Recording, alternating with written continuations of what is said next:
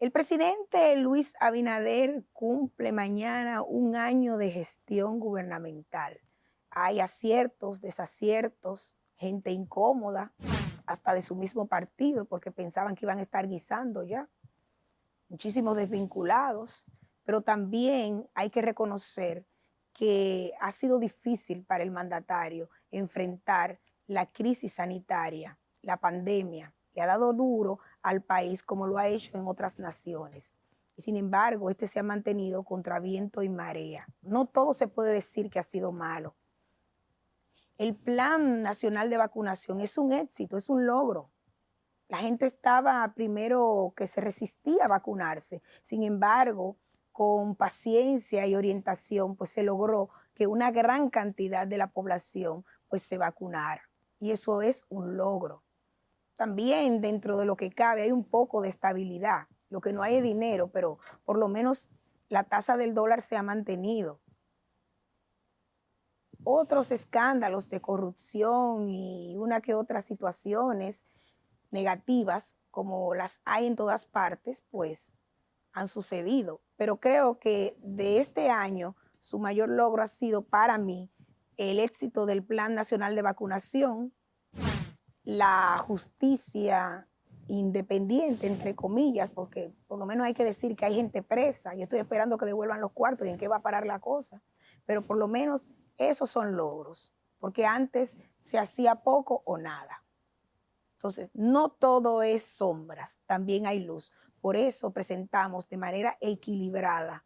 También le exhortamos al señor presidente a escuchar más a su población para que pueda salir airoso de este mandato presidencial.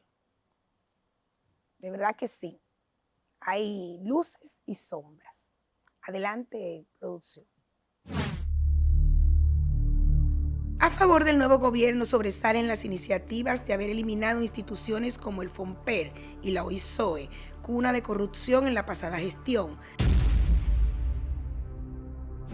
A la lista de eliminación se suma el despacho de la primera dama, hecho que no ha impedido que sobresalga la presencia de Raquel Arbaje como el sostén del presidente de la República, una dama en todo el sentido de la palabra, que se ha ganado la admiración del público por el arraigado compromiso social que ha demostrado y la humildad con la que trabaja en diversas causas sociales. Su nombre aparece hasta en la sopa y se ha convertido en el medio por el que muchos solicitan la atención del mandatario.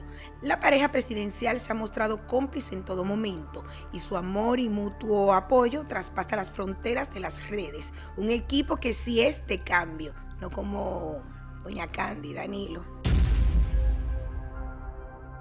Sin dudas que la pandemia del COVID-19 ha sido el talón de Aquiles de este y de todos los gobiernos del mundo cuando de economía se trata. Yo creo que este primer año del presidente Luis Abinader, obviamente que hay que matizarlo en función de la crisis del año 2020, que aún todavía persiste, quizás en menor medida, porque la economía ha venido poco a poco recuperándose. Sin embargo, todavía hay rezagos importantes en variables que juegan un papel sumamente determinante en las condiciones de vida de la población dominicana. Es que la crisis sanitaria y los compromisos políticos han desembocado en un alza de los empleos, pese a las promesas del mandatario de establecer políticas de inserción laboral con las que en sus 4 años crearía 600,000 puestos de trabajo. De esto mucho hablar y poco hacer. A la fecha, solo de la nómina pública han sido separados unos 63,000 empleados, a muchos de los cuales ni siquiera se les han pagado sus prestaciones. El cambio. Según el último informe del Banco Central del primer trimestre de este año 2021 con respecto al primer trimestre del año 2020, todavía hay que recuperar casi 200,000 empleos que todavía no han podido recuperarse. Y eso es un reto importante que tiene el gobierno de en lo adelante acelerar el ritmo de creación de empleo. La crisis económica parece acentuarse con la gran cantidad de préstamos a los que el nuevo gobierno ha incurrido. Resulta curioso que para aprobar el nuevo Código Penal, nuestros legisladores han hecho todo tipo de berrinches, pero para coger cuartos a organismos internacionales y endeudar hasta sus bisnietos, el dedito lo tienen muy ligero y todo es aprobado. Y allí está Pacheco, ustedes saben. El gobierno efectivamente ha aumentado la deuda significativamente en los últimos 12 meses. De un 49% del PIB, que era la deuda pública nacional, hoy día es 72% del PIB.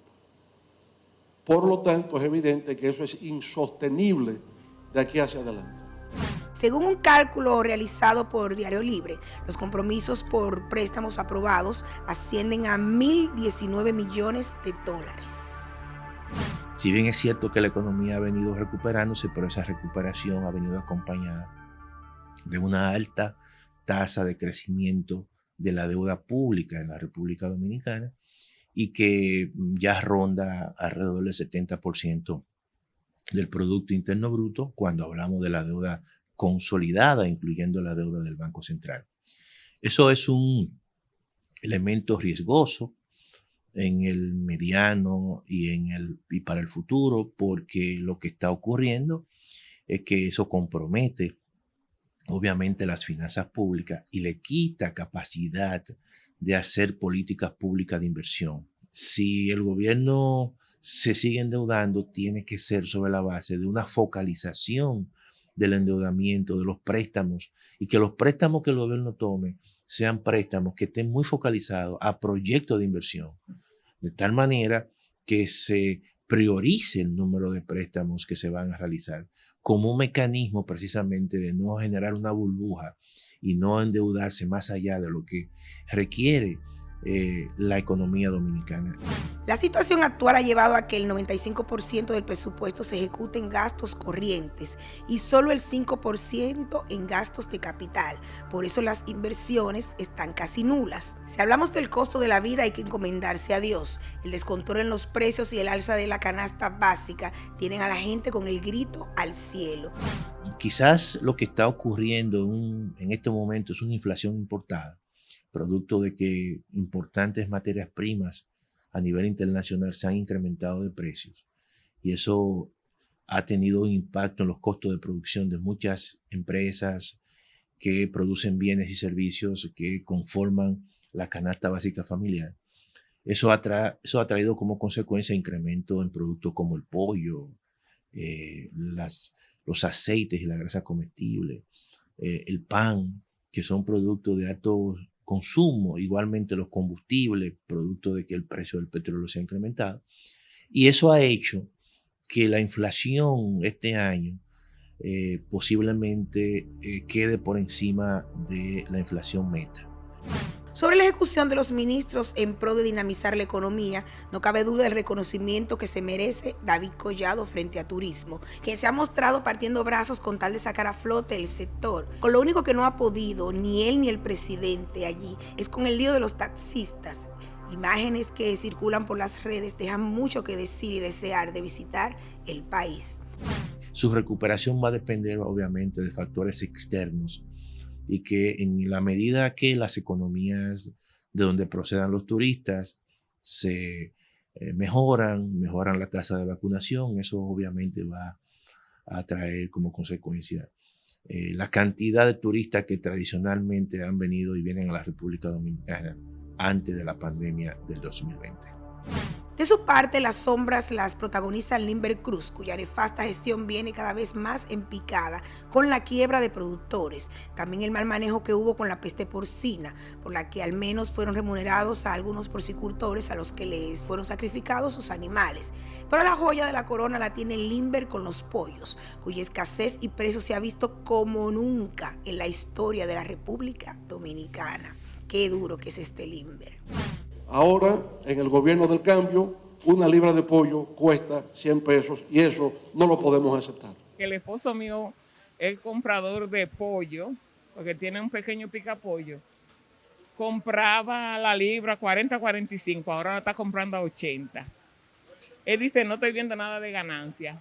Una libra, Una lata de aceite la compraba a 800 y 900, la está comprando a 1700.